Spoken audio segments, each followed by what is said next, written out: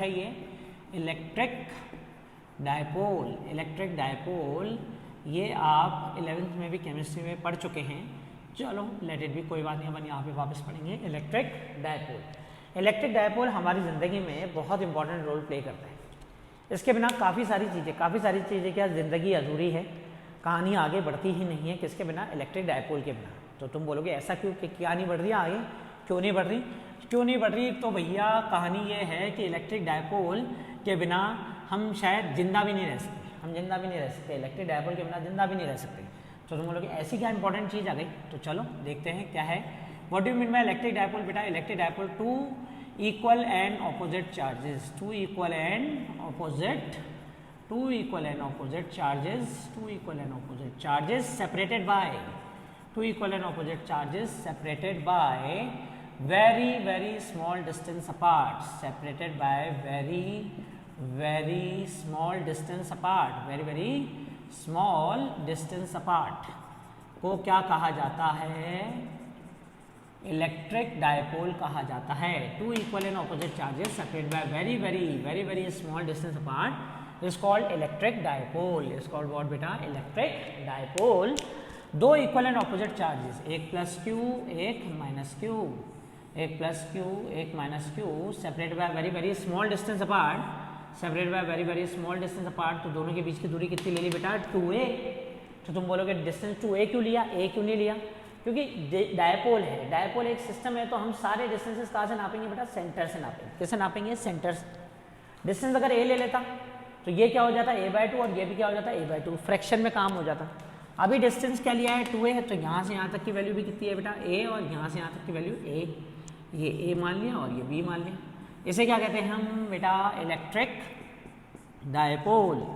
To equal and opposite charges separated by very small distance apart is called electric dipole. तो तुम बोलोगे इसमें हमारी ज़िंदगी कहाँ से काम आ गई भैया? इसमें ज़िंदगी कैसे काम आई? तो हम आपको बताते हैं। सबसे पहले इलेक्ट्रिक डायपोल मिलता कहाँ है? ये मिलता है मॉलिक्यूल्स में। किसमें मिलता है बेटा? मॉलिक्यूल्स में मिलता है। सबसे इंपॉर्टेंट मॉलिक्यूल जिसमें डायपोल मौजूद हो, सबसे इंपॉर्टेंट मॉलिक्यूल जिसमें डायपोल मौजूद हो वो है H2O, पानी। अब बोलो भैया जिंदा रह लगे इसके बिना? रह ले हैं, ऊँट ना रह सका, तू कहाँ रहेगा भैया? H2O में डायपोल कहाँ से आया? H2O में डायपोल कहाँ से आया? OH, ये माइनस डेल्टा।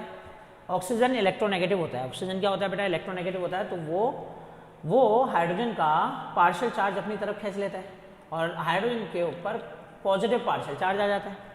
इधर भी, ये इधर से भी खींच लेगा, इतना इलेक्ट्रोनेगेटिव है कि इससे भी खींच लेगा और इससे भी खींच लेगा। एक अकेला इससे भी खींच लेगा।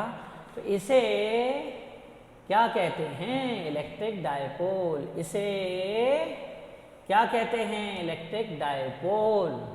तो मतलब एक वाटर मॉलिक्यूल में दो डायपोल हैं। एक वाटर मॉलिक्यूल में कितने डायपोल हैं बेटा? दो डायपोल हैं। और इन डायपोल्स के बिना, हमारे पानी के बिना हमारी ज़िंदगी कहाँ है यार? पानी के बिना कैसे ज़िंदगी जी सकता है कोई इंसान? फिर दूसरी बात, अगर आपकी मम्मी ने सपोज करो सब्जी बनाई है, गट्टे की सब्जी बनाई है, किसी गट्टे की सब्जी बनाई है बढ़िया सी, ठीक है ना, और बाटी बनाई है, बाटी और गट्टे की सब्जी बनाई है, उसमें नमक नहीं डाला तो खाना बेस्वाद हो गया। और अब सब जो नमक डाला भी, और पानी जो गट्टे की सब्जी में पानी है वो मना कर दे, बोले बैल साहब मैं नमक को नहीं घोलूंगा अपने में, तो क्या होगा? नमक घुलेगा नहीं, तो जिंदगी बर्बाद। तो यही रिस्पॉन्सिबल है पानी के अंदर, ये जो डायपोल है ना, यही रिस्पॉन्सिबल है कि पानी में नमक घुल जाता है, पानी में शक्कर घुल जाती है, पानी में तो और भी बहुत कुछ घुल जाता है। अरे आया समझ में? तो पानी के अंदर ये जो दो इलेक्ट्रिक डायपोल हैं, they have very importance in our life. Obviously बात है, पानी हमारी लाइफ के अंदर वैसे ही बहुत इंपॉर्टेंट है। तो electric dipole, water molecule has two electric dipole. अच्छा फिर देखो, two equal and opposite charges separated by very small distance apart. Two equal and opposite charges, plus del minus del, सही है। Separated by very small distance apart. भाई O और H के बीच की दूरी एंगस्ट्रॉम्स में होती है। किस में होती है बेटा? एंगस्ट्रॉम्स में। O और H के बीच की दूरी किस में होती है बेटा? एंगस्ट्रॉम्स में। किस में होती है बेटा? एंगस्ट्रॉम्स में। एंगस्ट्रॉम, 1 एंगस्ट्रॉम 10 की पावर माइनस 10 करीब, अरे आया।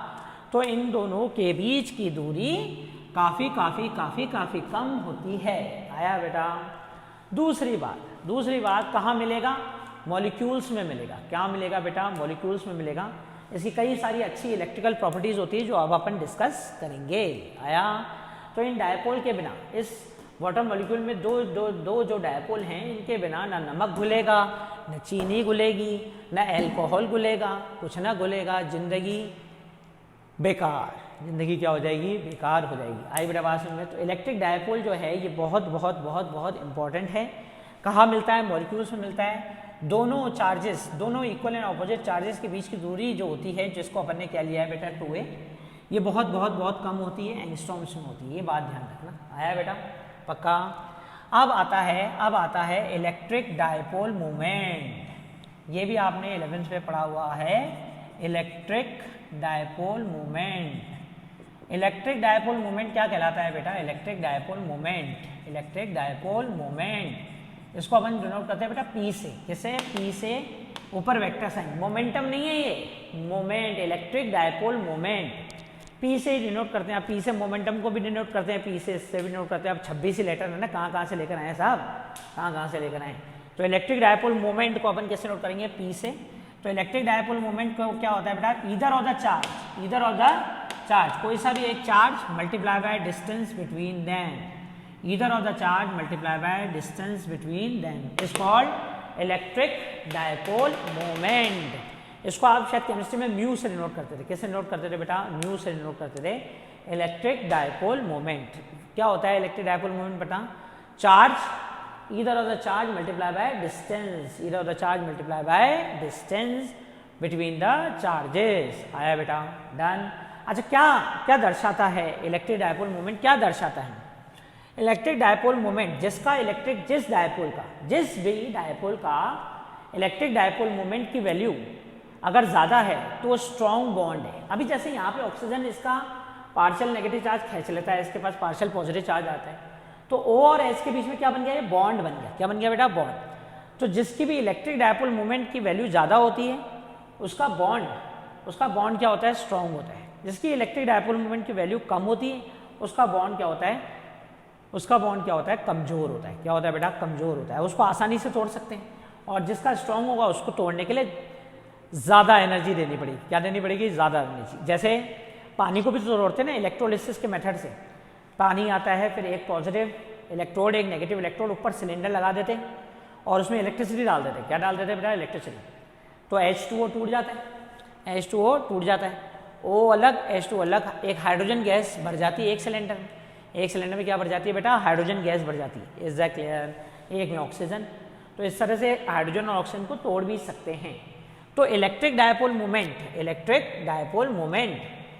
की वैल्यू कितनी होती है? Charge multiply by distance between the charges, जिसकी वैल्यू ये ज़्यादा होगी उसका बॉन्ड स्ट्रॉन्ग होगा। उसका बॉन्ड क्या होगा बेटा? ज़्यादा स्ट्रॉन्ग होगा। आया?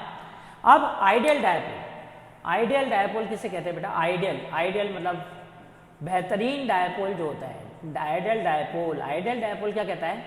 Charge should be very very large, charge should be very very large, charge should be very very large, charge should be very very large, charge should be very very large. Charge बहुत बहुत बड़ा होना चाहिए। Distance should be very very small, distance should be very very small, distance should be very very small, should be very very small, very very small। अगर charge बहुत बहुत बहुत ज़्यादा है और डिस्टेंस बहुत बहुत बहुत बहुत कम है, चार्ज बहुत बहुत बहुत ज़्यादा है, डिस्टेंस बहुत बहुत बहुत बहुत कम है, तो वो आइडियल डायपोल कहलाएगा। स्ट्रॉन्ग डायपोल मैं समझाता हूँ ऐसे कैसे। सपोज करो दो बच्चे थे, एक यशवर्धन और एक सिद्ध, दो बच्चे थे मान लीजिए। तो सिद्ध एक बार जा रहा था, रास्ते में अपनी एक्टिवा घसीटता हूँ, तो मैंने उससे पूछा भाई क्या हुआ, एक्टिवा पे है तो बैठ के चला जा, घसीट क्यों रहा है? तो उसने कहा सर वो पेट्रोल ख़त्म हो गया। तो मैंने कहा चल ये ले 50 रुपये ले और पेट्रोल भरा कर घर पहुँच जा। तो उसने बोला सर मैं दे दूँगा आपको 50। मैंने कहा ठीक है कोई बात नहीं, दे देना, कोई दिक्कत वाली बात नहीं। पहली स्टोरी। दूसरी स्टोरी, मैंने अभी पहली वाली स्टोरी में उसको कितने रुपये दिए? 50 रुपये, मतलब मेरे तरफ से कितने गए? 50 रुपये। आया समझ? और सिद्ध रहता था, मैं रहता था तोपदड़ा और सिद्ध रहता था मान लो वैशाली नगर, मतलब काफ़ी डिस्टेंस है। दूसरा कहानी है, एक बच्चा है यशवर्धन, क्या है, यशवर्धन, एक बच्चा है यशवर्धन। अब यशवर्धन मेरे घर के जस्ट 2 गली छोड़ के रहता था। वो आया मेरा, बोले सर वो मैं कोई नया स्टार्टअप करने की सोच रहा हूँ, नया स्टार्टअप डालने की सोच रहा हूँ। मैंने कहा ठीक है स्टार्टअप डालो, बहुत बढ़िया है, अच्छी बात है, पैसे कमाओ, खुश रहो। तो बोले सर उसके लिए पहले पैसे लगाने भी तो पड़ेंगे। मैंने कहा हाँ तो फिर क्या करें भाई? बोले भाई साहब आप मुझे 5 लाख रुपये उधार दे दो। फिर मैंने काफ़ी सोच समझ के ठीक है भैया 5 लाख रुपये दे दो, 2 गली छोड़ के था, दे दिया। अच्छा कौन सा बॉन्ड स्ट्रॉन्ग होगा, मेरा और सिद्ध का या मेरा और यशवर्धन का? या मैं रोज़ सिद्ध के पास वैशाली नगर पहुँचूंगा, दूर इतनी दूर जाकर स्कूटर पर चलाकर भाई 50 रुपये दे दे, भाई 50 रुपये दे दे, ऐसे? या फिर यशवर्धन के बाद 2 गली छोड़ के यूँ चला गया, हाँ भाई स्टार्टअप हुआ कि स्टार्ट नहीं हुआ है, पैसा आ रहा है कि नहीं आ रहा है? भाई उसमें बॉन्ड स्ट्रॉन्ग होगा किसमें, यशवर्धन और मेरे में। क्यों? क्योंकि वहाँ पे चार्ज बहुत ज़्यादा ट्रांसफर हुआ, 5 लाख, चार्ज बहुत ज़्यादा ट्रांसफर हुआ 5 लाख, और डिस्टेंस बहुत कम है, तो बॉन्ड स्ट्रॉन्ग है, कहीं जाने नहीं देगा। और उस वाले में बोले छोड़ रहे यार 50 रुपये है, कभी भी देखेंगे, नहीं मिले तो कोई दिक्कत वाली बात नहीं है। तो ideal dipole, charge should be very very large and distance should be very very small. आया? ये तो हुई इलेक्ट्रिक डायपोल की कहानी। अब हम इलेक्ट्रिक डायपोल के कारण इलेक्ट्रिक फील्ड भी निकालेंगे। क्या निकालेंगे बेटा? Electric field. पहले आप इसे अच्छी तरह से पढ़ें, समझें, फिर हम इसके इलेक्ट्रिक फील्ड के लिए एक नए वीडियो के साथ मिलेंगे। Bye, take care.